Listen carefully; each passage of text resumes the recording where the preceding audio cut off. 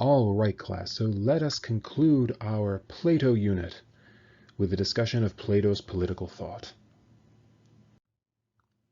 So as was mentioned in past lectures, Plato's main motivation in writing his masterwork, The Republic, was to construct a theory for the ideal perfect government system. And if put in place, according to Plato, the ideal republic would be a society of perfect peace and prosperity. And as was discussed in the Ascent to Knowledge presentation, this republic will be governed by the enlightened, or those with knowledge of the perfect forms.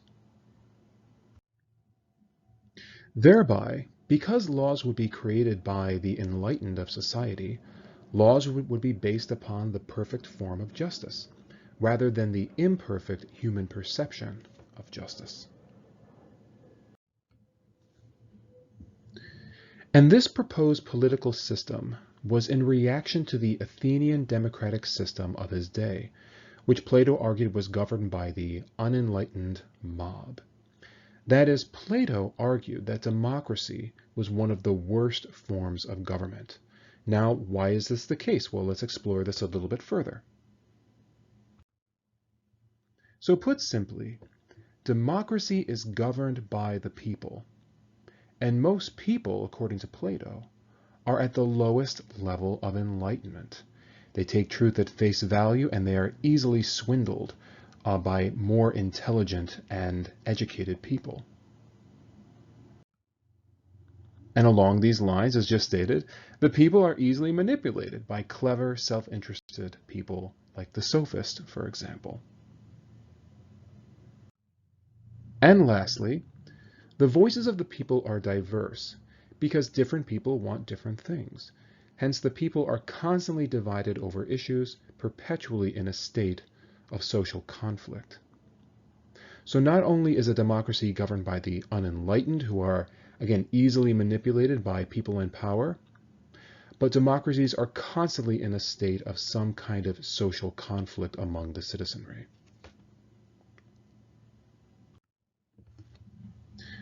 So with this critique of democracy in mind, what exactly is Plato's alternative? I mean, I think most of us have been raised to believe that democracy is actually the best form of government. Plato's saying that's not the case, so what is his alternative? And what precisely does Plato's ideal republic look like? So what are the details behind his system? So Plato advocated what we might call today a communist socioeconomic structure. So the ideal, or in the ideal republic, children would be raised by the state, not by the family, because the family is an imperfect social institution. Secondly, people would be divided into specific divisions of labor in accordance with their talents. So people wouldn't be choosing their majors, as it were, in college, but rather their majors would be chosen for them in accordance with their interests, their talents, and their abilities. And thirdly, resources would be distributed equitably among all citizens, so no one would be without food, clothing, or shelter. Now, for those chosen to be leaders or philosopher kings, they would need to participate in a 50-year educational program before taking office. And there would be a cut system. That is, if certain people couldn't graduate to year 10 or year 20 or year 30, they would slowly be weeded out.